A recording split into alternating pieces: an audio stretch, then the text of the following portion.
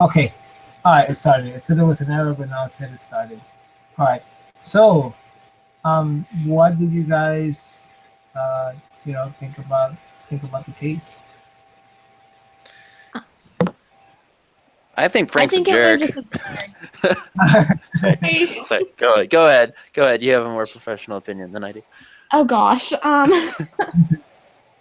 I think it was very interesting. I think that he was promoted a little too fast, and that once he was promoted, he was just being kind of over dramatic a little bit, and he didn't take certain critiques into consideration. He didn't look at it from the other side. He was just thinking, well, I think I'm doing a good job, but that doesn't mean I have to communicate or I have to underride my authorities in a meeting, things like that. I thought it was just kind of a thing of he needed more time to develop before he handle that kind of management position. Yeah. Um, I guess in my opinion, I think that all three of them had flaws that they should have fixed. Shannon didn't involve Frank in the promotion at all, which was probably the Right. start to all of the catastrophe. Because I mean, Mhm. say if Shannon did involve him with like the interviews, the like what she thought, and then took his thoughts into consideration, Thomas could have potentially been a very good candidate, and probably still is. We just can't be for certain. But that started Frank and Thomas off on like a really bad road, I guess we could say. And so I think that the relationship would have been a lot better if she would have done that. But then Frank just flat out was out to get Thomas. I mean, I think that was obvious in my eyes. I mean, people could see it differently. And then Thomas was almost rebellious towards Frank and didn't really respond to Mhm. him, didn't bother calling him back, wasn't organized. So I mean, all of them definitely had their faults, which just made it kind of disastrous. So It I, was definitely a combination of all the things as well. Yeah. yeah, I agree with also what you said earlier, Callie, that what happened was Thomas was promoted too quickly, and because he didn't, have to like work through it, like work for it as much. Um, he felt that there were certain tasks that were kind of menial, and I felt like Thomas was very focused on his personal growth and his personal promotion, but he wasn't too team oriented. He couldn't see the importance of the things that he was being asked to do. And I also agree with what you said, Mitchell, in regards to there not being any communication and Davis being undermined. He was never the person he needed for the job, the person he really wanted. It wasn't. They didn't respect it, and I think that even though um, even though McDonald is in a position of leadership, she kind of like broke the chain of command, and that she could have heavily vouched for Green, but at the end of the day, since Davis was the person who was working with them the most, they should have left it, to Davis to have the final say. mm-hmm. Um, so I guess that covered like, all right, and just we're supposed to go over the brief synopsis. So it's basically Thomas Green. He's the current senior market specialist for the travel hospitality division for dynamic displays. He was recently promoted by Shannon McDonald, the travel division vice president, to work under Frank Davis, the marketing director. Green had only worked for the company for 6 months when he was promoted. McDonald thought he would be a great fit for the position and chose him over Davis' choice. McDonald understood that there would be some fallout that Green would have to deal with in the first month. So there was a few things that happened like in the first month. Green challenged Davis at the meeting, which you mentioned already. And Davis didn't appreciate Green's public disapproval. And since then, their relationship worsened. Green was surprised that he received poor reviews up to this point. And then, Davis told McDonald that they should just remove Green, and so that's where we're at. Now, if you were Shannon McDonald, would you have hired Thomas Green, knowing what you know now? Why or why not?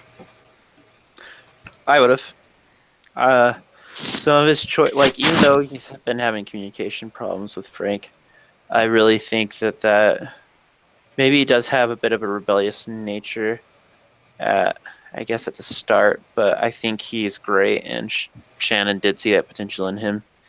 But I think like what he's done, even in the time that he was like getting those bad reviews, he had those amazing ideas to make the company go forward, and they were setting themselves apart from other people, like their competitors. Their competitors weren't doing anything like Thomas was trying to do for them. So I think Thomas was great for the position and what he could have done. It's just bringing him into the company was done very poorly. So, my opinion. I agree. I think I would have given him a chance, but I think I would have, to be able to give him that chance, I think I would have included Frank in the decision. That way, that would eliminate the animosity and would be more of a relationship right there, because he wouldn't be trying to find all the faults with him, even though his faults definitely were there because of the animosity of the relationship. Yeah, if Frank was only like a mentor towards Thomas rather than being a boss and trying to assert himself over Thomas, you know, I think. Okay, go ahead. Sorry. No, you go ahead. Add to that, I think he was micromanaging him. Definitely. I think he was. I don't know. I just think that like Frank, he deserved to be respected from Thomas and from Shannon. He did not receive that respect, which probably ticked him off. And then Thomas was thrown into this position. Like initially, I don't think Thomas was at fault at all. Frank was at fault because he treated Thomas poorly when it wasn't Thomas's fault. It was Shannon's fault. And then Shannon just expected Thomas to deal with the grief that Frank was going to give him. And Thomas was totally in the right when he was like saying like, hey, those projections are way too high. We can't even hit that. I think it's totally fair for him to say, especially we all know how the economy was in 2008. So it's just like, there's no way that was going to happen. So. Yeah, so what? Yeah, I kind of agree with you guys. I think that Green did offer a lot, but I think that it would have helped if McDonald would have done more oversight, would have been there, to help the transition better. Because she even said it. She's like, oh, she knows, there's going to be some, backlash. She knew that something might go wrong. She didn't do like nothing was done about it proactively. It was acted as, oh, there's nothing we can do about it, and it was a very negative. And then she knowing that Davis has some resentment towards Green, and knowing that Davis had somebody else in mind that he felt that was going to do exactly what he needed them to do. Like there wasn't any of that transition or any of that help. So I feel like under that circumstance, Green was a good choice, but they should have offered more help. But as it played out, they would have been better off, and she would have been better off hiring somebody else, because they lost a lot in regards to that miscommunication, the flow. Because even if he had a lot to offer, somebody else that would be helping Davis out and not having these little, headbutts, then as it played out, that would have worked out a little bit better. I just think it was I think he was a great choice, but it was executed very, very poorly. Shannon decided, we don't know how busy she was, but ultimately she did decide to kind of let them work it out when she should have been more involved, not in a micromanaging way, but to really help Frank not be so. To kind of like set the tone, right, of their relationship. Yeah. Not because Frank was annoyed, and I think he had the right to be. But when Thomas spoke out against Frank, and everyone was like scared too, that's almost like Frank. You can kind of tell Frank's personality from that he is he needs to be the. Go ahead. Sorry. I'm gonna ask you, can you describe Frank Davis' personality? Like, what does he value? Because that's actually the next question. So good. Oh, Yeah. So continue. so I don't know. You can kind of tell Frank's personality from everyone being scared of him and kind of micromanaging Thomas. You can partially blame that for him not being respected, not being involved as he should have been, but also you can tell that he is that type of person who tries to be slightly dogmatic and trying to just control everything, and him being truly the boss. So, Mhm. I what do think you a think? lot of it was sorry. I was A lot of it with his personality. I think a lot of it with his personality as well was that um, able to speak up kind of just like ticked him off a little bit. So if he would have just like done that in like a different kind of way, like maybe talk to him like, hey, I looked up your stuff and it's not really realistic, instead of just kind of like calling him out. And I think that's kind of what also strained the relationship even more. Yeah, I see Frank being kind of like old school in regards, kind of like he sees things as you follow the proper chain of command, like he's the person in charge and everyone is there to assist him and everything goes through him. He needs people to help him do what they need to do to run that department. um, and he values people that do things right away. Like he values like yes sirs, people that he's like, okay, yeah, I'm gonna do that. He doesn't like conflict. He doesn't want people that are gonna talk back. And I see that's what you guys are talking about. Like people are afraid of him. He doesn't like that. He doesn't deal well with that. And I think his end goal is that he wants to, um, like, he just wants to have his department run efficiently. Like he wants to be manning the reins. Like he's not the best person to help develop someone. So, and so the next question is, can you describe Thomas Green? Like, what does he value, and what is the end goal he is after? Thomas Green like values people that give good like opinions, but that are also prepared as well. And he doesn't want someone who's just going to shut down everything that he is researching as well. But he wants them to kind of, I guess this is the best way to explain that. Is what it comes off as, I guess, is better. Okay. Um, And what do you think is his end goal? Like what do you think he wants? so it really seems like he's the type of person. He's very innovative. It doesn't. I don't think he's the type of person that really wants to kind of deal with the current system of thinking. He's a creative person that wants to reinvent something.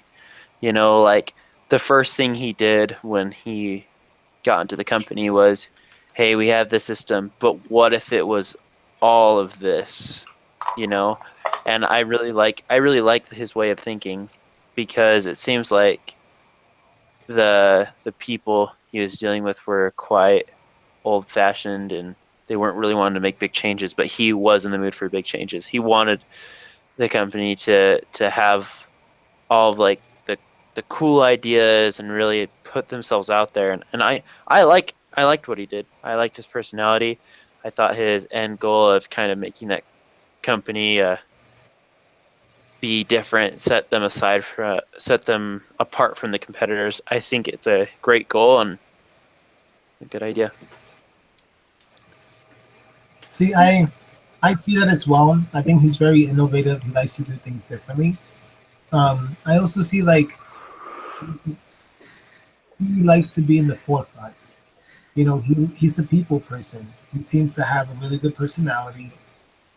He doesn't want to be behind the scenes as much as other people. Like he doesn't like it, because it seems like he doesn't see the importance of like the paperwork aspect of the job. So he's really good at ideas, but when it comes to like the team aspect, unless he would rather be running the team than be a player in somebody else's team.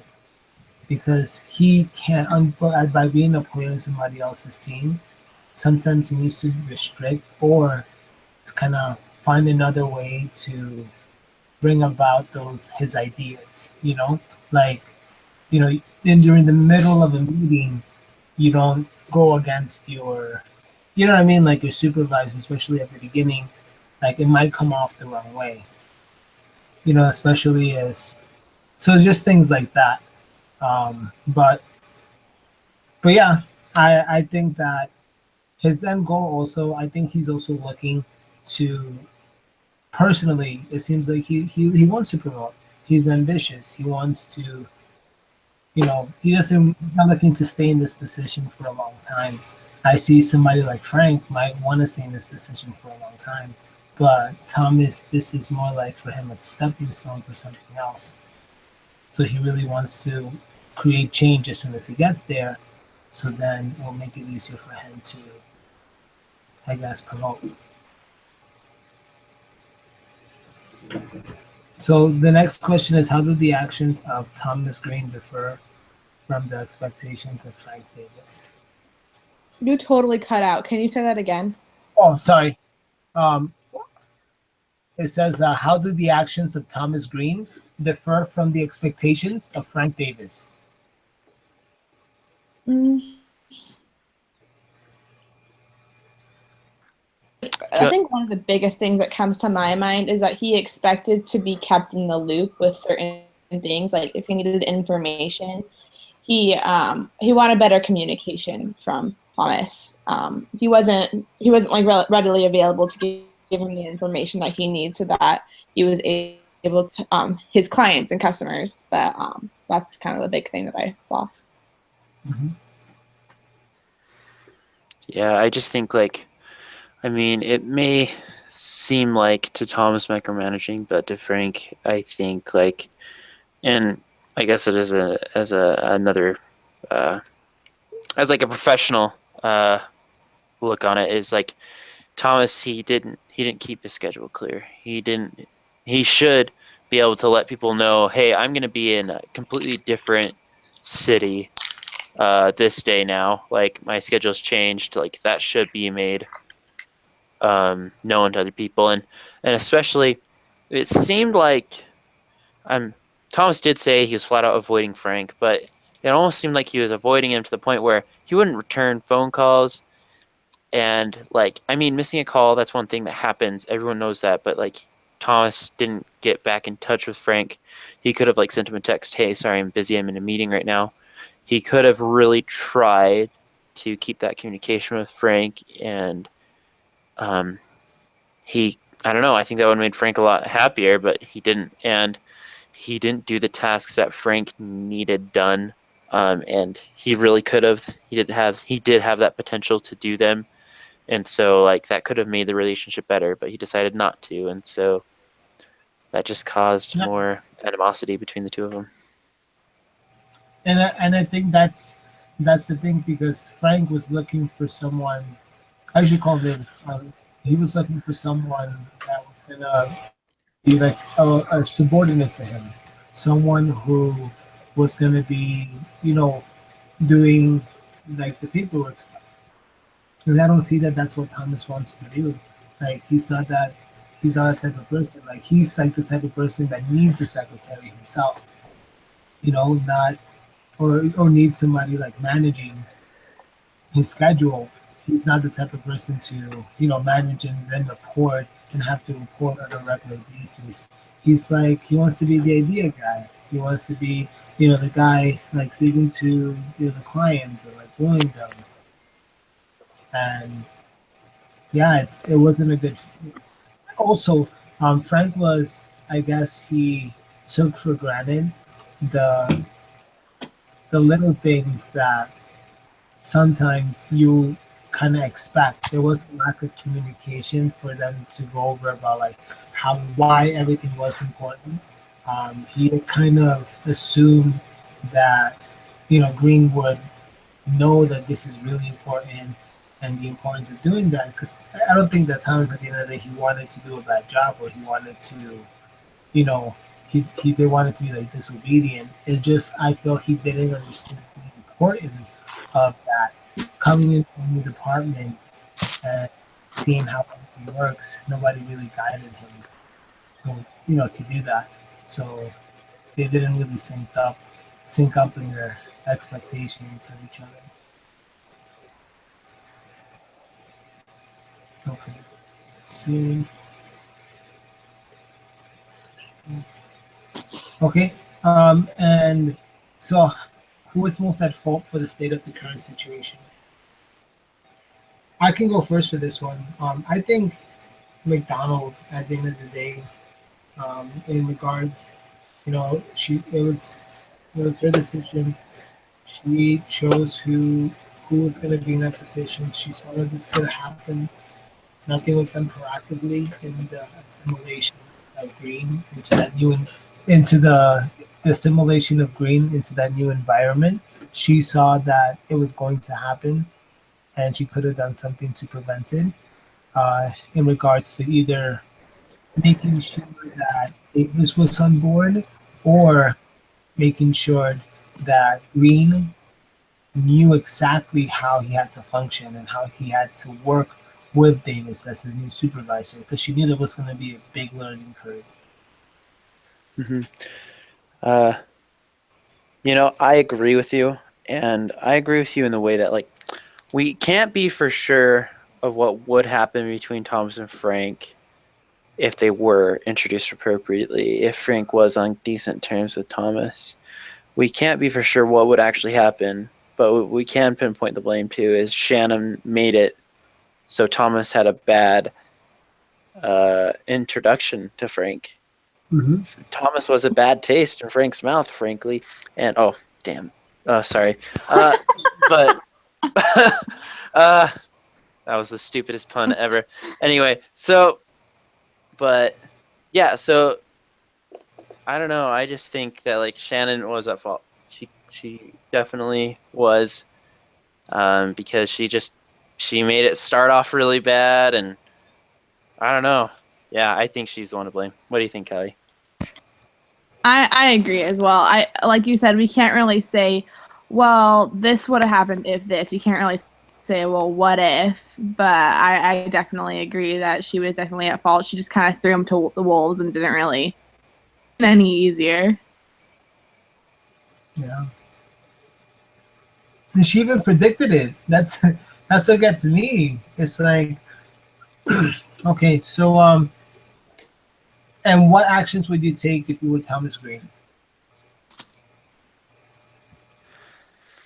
I would go directly to Shannon and say, like, hey, you got to help me fix this. Like, I think that's the only thing you really could do, other than acting more professional. Yeah, I would go to her as well and be like, okay, you need to help fix out this relationship. Like, it's already super bad. Like, you're the one that made it. You're part of the reason why this is so bad, because you left him out of the decision. So, yeah, I would say that as well. And then I would just have them, like, it's like, hey, Davis, let me know exactly what you need. Like, we need to rework this. Like, hatch it out, start from scratch, and make expectations really clear. So then it says the second analysis section, how does power and office politics come into play? Like what does each person want? Like position, seniority. I think a lot of it has to do with the fact that Thomas took over Frank's last position, because he had a specific way that he did the job, and now that he's in power, he still wants the job to be done kind of how he wanted to. So he's just kind of using his power over that to make sure that happens, essentially. Yeah, I see that. I see that aspect of power and office politics. Also, like, making the decisions, who gets to choose who's gonna, who gets the final say of who's gonna get hired, things of that nature. I think that really caused an issue here. I think there needs to be, certain guidelines need to be made here in that regard, like who gets to choose who gets hired, and how things are done, like the reporting. It seems like Davis really wants a lot of reporting, a lot of, so he wants to micromanage, and that's not something that it seems like it's in Green's personality to let he might feel like he's being subdued, or he's being restricted. Like his creativity comes from his ability to feel free, Like I don't think that if you take away his power, he'll be as creative, because he won't be able to. He'll feel he won't be able to share that, or he can't do anything with it. So it's an interesting situation.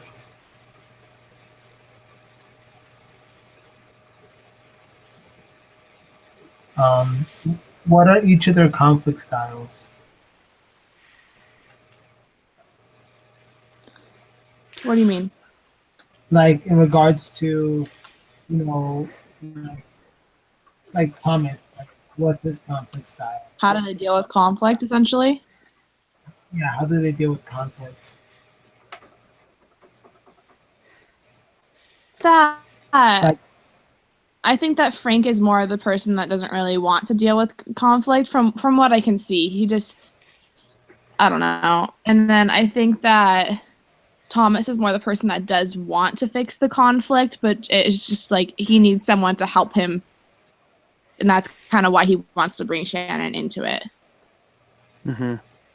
I think that Thomas, he tries to, he tries to avoid Frank, and he's just like, I know if I see him in the hall, he's just gonna yell at me or something's gonna happen. So he just tries to avoid him when he's at work, and when he's gone, he doesn't try to call him back or anything. So that's what Thomas does. And Frank, he's trying to basically just get rid of him, get rid of Thomas, and the only way he can do that is just reporting to Shannon that he's a terrible employee.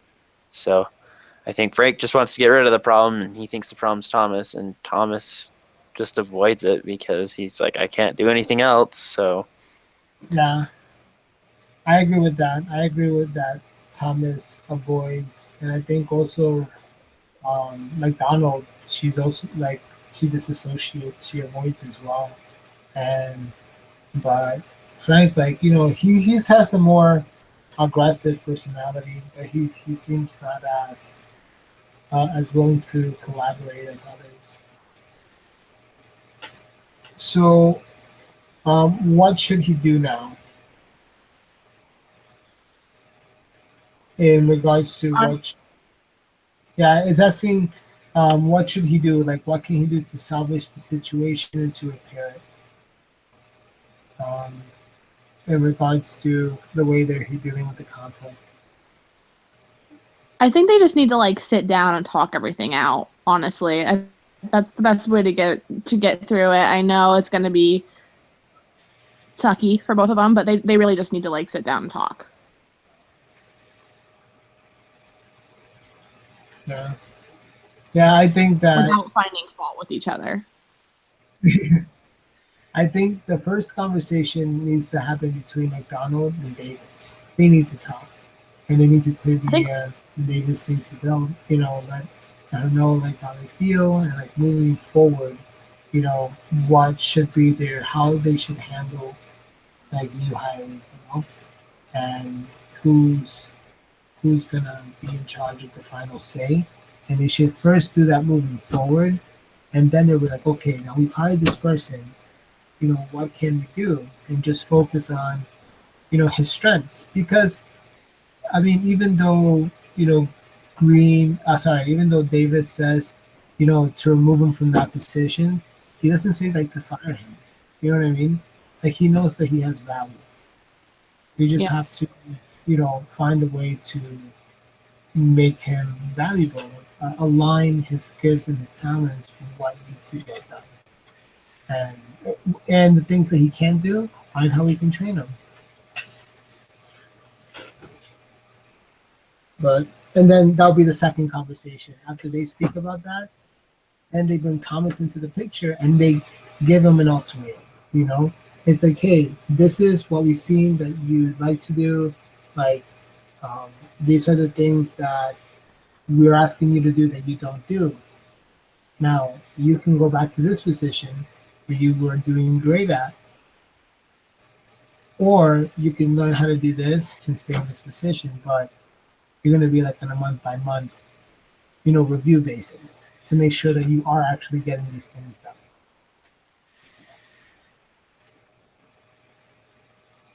I think that's a great way to do it.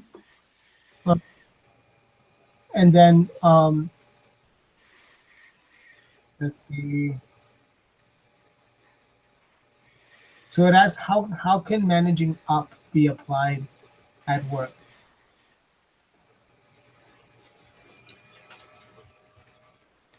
I don't even understand. I don't either. How can managing up? Yeah, how can managing up? Yeah, that's the next question it asks. This is how can managing up be applied at work?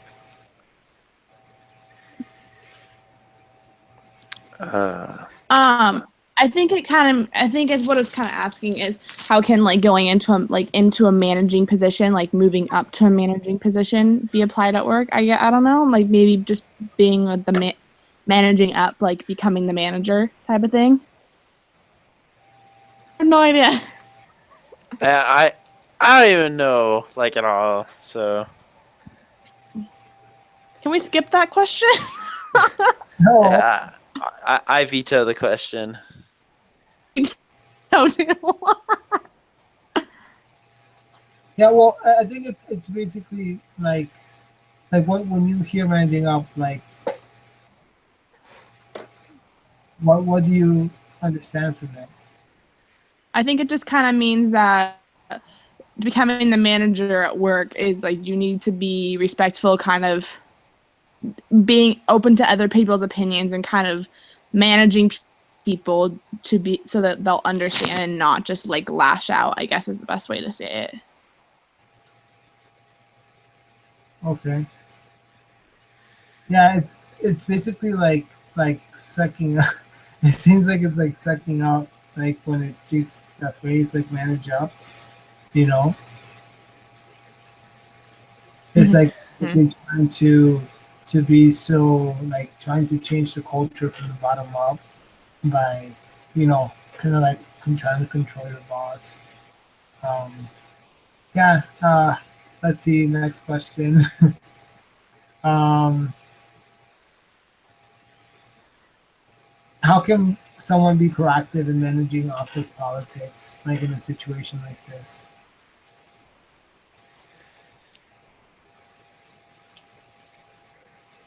Well, the only person who really has like control in this situation would be Shannon. I mean, it really comes down to her. She would be the only one to like really manage over the people. Like, basically, I mean, she's the vice president, so I mean, she's over most of the company, So I mean, really, I think it comes down to her, just being able to take control of like, hey, you're a boss. This is your job. You're not supposed to be bossing people around. You're supposed to be mentoring them and help them be the best they can for our company. You're doing it wrong. Fix it. Hey, you need to be doing what your boss is telling you, your manager, because he has the total right to say what he's saying. Just things like that. Just like she needs to lay down the law, be straightforward, but still be like, nice. I mean, work is work, and people need to keep it at that. I don't think that politics really need to come into play. I mean, if she's a really good vice president, I mean, that's what I think that she should do. I totally agree. Okay, and the last question is, what gospel connections are pertinent. I think that it's like having like a disposition, like being happy with what you've got and doing the best.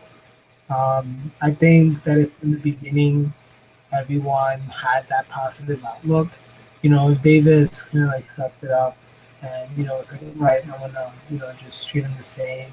Um, if if also on their behalf, kind of like they, they sorry, Green and McDonald, if you have been like, well, this is going to be what you're going to go through. It's going to be rough. Like I just feel that they would have been able to work out their differences better because they would have been operating from a better emotional place. Yeah. Hmm. Okay, so last thing is share the rest of the story. This is how it ended up. After McDonald's February 5th, 2008 email, Green took the offensive against his boss. He crafted a series of memorandums, emails, reports, and projections that exposed inaccuracies in creative forecasting. This data enabled Green to build some alliances with other marketing personnel who used the data to ultimately side with him. On April 4th, it was announced that Frank Davis was being moved laterally to an undefined special project. However, Green's tactics were seen as overly brutal by many in the company, and although he won the battle against his boss, his career was irreparably harmed. McDonald distanced herself from him. By July 2008, Green announced he was resigning from his position to pursue full-time studies for an MBA. We can only speculate what would have occurred if Green had tried to help Davis work out the discrepancies and problems with forecast. Perhaps both would have succeeded. Interesting. I think it's that he kind of took the defensive on his boss and then tried to win the battle instead of trying to work out the problem. So basically, he compiled enough data to prove Frank wrong completely and Yeah. show how much of of a liar he was being, essentially. And okay, well, good for him, I guess. He won. I mean, kind of cost him a career, but seriously, like he won the battle, but did he really win the war? No, he didn't. He screwed himself over. Or And that's what I feel like. my bad. Yeah, no, he was more focused on how he looked at his own personal career instead of the team. Because at the end of the day, the team Yeah. wins, the company loses. Even though he was concerned with his own personal career, he kind of ruined his career at the same time. Yeah. yeah. I don't know. Well, it's like he's gonna get fired, so he's gonna go get an MBA. He can be like, yeah, whenever he gets hired for a new job, yeah, I went up to this company, but I wanted to get my MBA, so I resigned. Oh yeah, that's gonna really work well. And then he'll show, he's like, yeah, I started off here, and in a year, I became this position. I So mean, wait, like, he didn't have to resign though, right? no, he didn't. He chose to. Just, yeah, he resigned to pursue full-time studies. So on paper, it looks good, Yeah, but if they call for references and stuff like that, then he has no chance. Yeah, I mean, That is as true. far as like, he's probably an amazing worker. I mean, Oh yeah, I mean- probably. But like if they like call and ask about like the situation and stuff like that, that's what I meant. Sorry. Well, there's Yeah. some companies that all they ask, they tell your employer, like I work for Melaleuca, and all they tell somebody is if you're hireable or not, if they will rehire you.